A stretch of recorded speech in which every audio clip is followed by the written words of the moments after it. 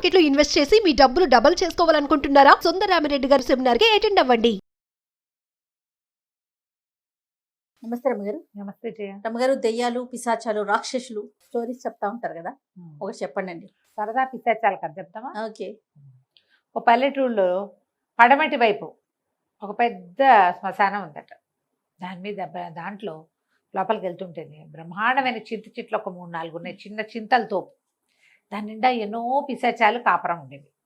అయితే వాటిలో ఒక కుర్ర పిశాచం ఉండేది.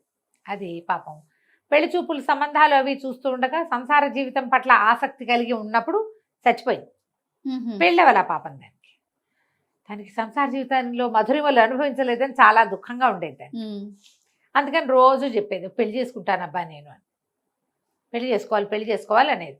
మిగిలిన వాళ్ళంతా తలా ఒక మాట్లాడి వాళ్ళు ఒక ఆవిడ అనేది, ఏం చేసుకుంటావు పెళ్ళి, ఒక పిశాచి చెప్పేదనమాట. అత్త ఆడపడుచు పోరు చాలా ఎక్కువ, వాళ్ళ పోరు పళ్ళకి ఊరిపోసుకున్నాను, నేను ఇక్కడికి వచ్చాను, పెళ్ళొద్దు, పేరెంట్ వద్దు, హాయిగా కులాసాగా ఉన్నాం, రాత్రి అయితే ఇక్కడికి ఎవడైనా వస్తే వాడిని చెడుకు తింటూ సంతోషంగా ఉన్నాం, పెళ్ళొద్దు అన్నది. కానీ ఈ కుర్ర పిశాచానికి మాత్రం పెళ్లి చేసేసుకోవాలని కోరిక.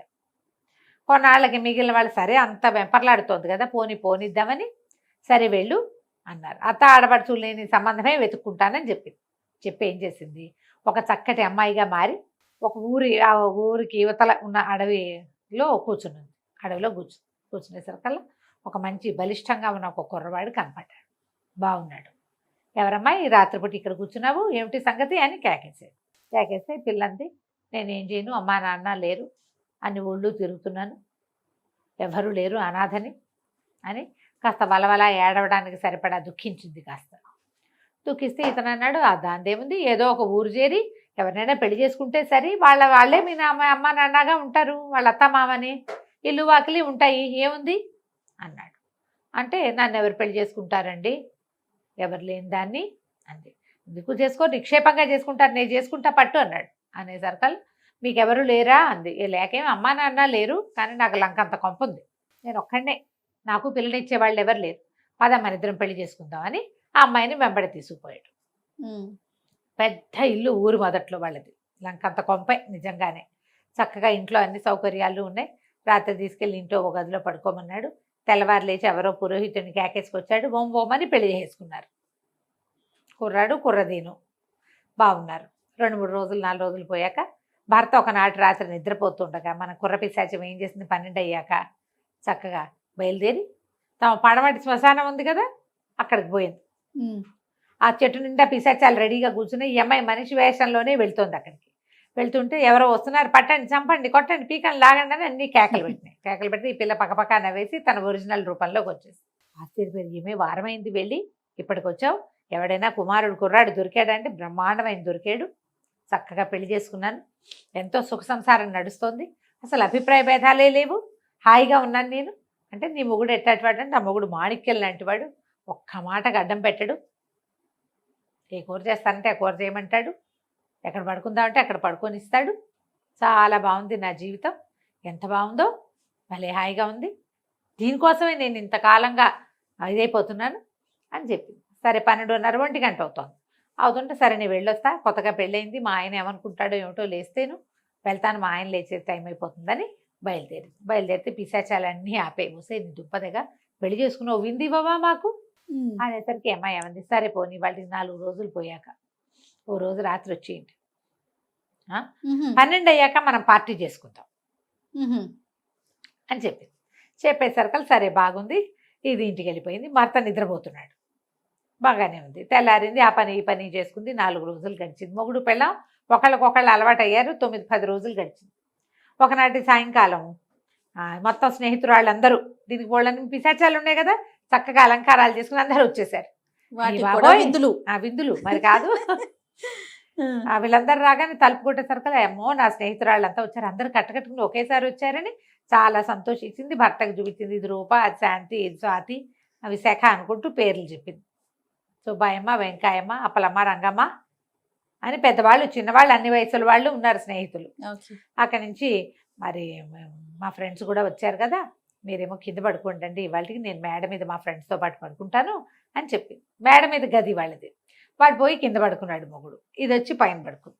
వీళ్ళు స్నేహితురాళ్ళంతా పైకి చేరారు.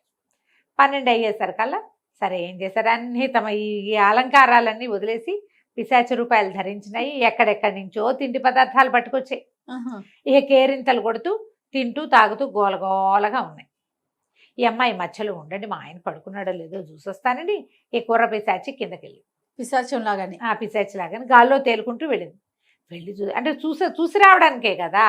తీరా వెళ్ళేసరికల్లా ఏముంది, కింద ఒక 30 మగ పిశాచాలు ఉన్నాయి. వాళ్ళందరూ పార్టీ చేసుకుంటున్నారు అక్కడ. ఓహో, నిర్ఘాంతపోయింది.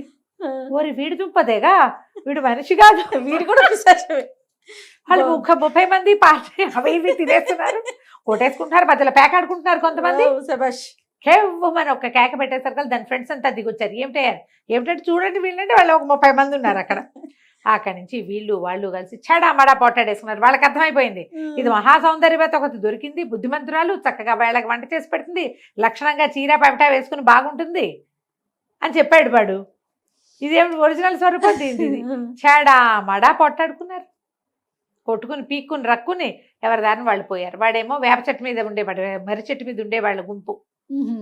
వీళ్ళు దక్షిణాన్ని ఉంటారా, వాళ్ళు తూర్పు శ్మశానంలో ఉంటారు. వాళ్ళు కమ్యూనికేషన్ గ్యాప్ వచ్చింది. ఎవరి శ్మశానానికి వాళ్ళు వెళ్ళిపోయొచ్చి వేధవ పెళ్ళొద్దు, మనిషి దొరుకుతాడని వాళ్ళ కోరిక. పిశాచాలే దొరికేటది, ఇది 2 దొంగ వేషమే కదా, చిచ్చి అని మానేసినాయి. ఇందు కాస్త ఇలా పరిణమించింది అనమాట.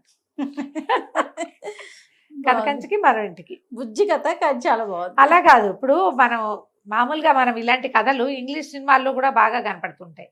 ఏదో నేను ప్రిన్సెస్ అని సినిమా ఇస్తుంది అమ్మడు, అవును, వాడు నేను ప్రిన్స్ అంటాడు. తీరా ఇంతకి వాడు ఎవరింట్లోనో పనివాడు, అది ఎవరింట్లోనో పనిపిల్ల. అదే చివరికి వాళ్ళిద్దరూ కలిసి ఏమవుతుంది, మామూలు పెళ్లి చేసుకుంటే వాళ్ళకి పెద్ద జీవితాలు ఏముండవు. అది ప్రిన్సెస్ కాబట్టి దాన్ని ఎలాగైనా పటాయించాలని వీడు ప్రిన్స్ కాబట్టి వీడిని లైన్ లో పెట్టి ఎడగొడ పెళ్లి చేసుకుంటే ఆ జీవితం బాగుంటుంది. మీరు ఎక్కడికో ఇంగ్లీష్ సినిమాలకి వెళ్ళారండి. గత ఒక 10-15 రోజుల నుంచి మా ఇంట్లో ఒక సినిమా మోగుతుంది, F3. సేమ్ కాన్సెప్ట్ రమగారు. అవునా? వాడు అంత అమ్మాయి బాగా ఉన్నదని చెప్పి హీరో బాగా ఉన్నాడని చెప్పి హీరోయిన్. F3 చూడలేదేమో మీరు, చూడండి రమగారు, భలే నవ్వు, చాలా బాగుంది. సేమ్ కాన్సెప్ట్, కాకపోతే వాళ్ళు మనుషులు, వీళ్ళు మీరు చెప్పి అంతే. రైట్ రమగారు, నమస్తే.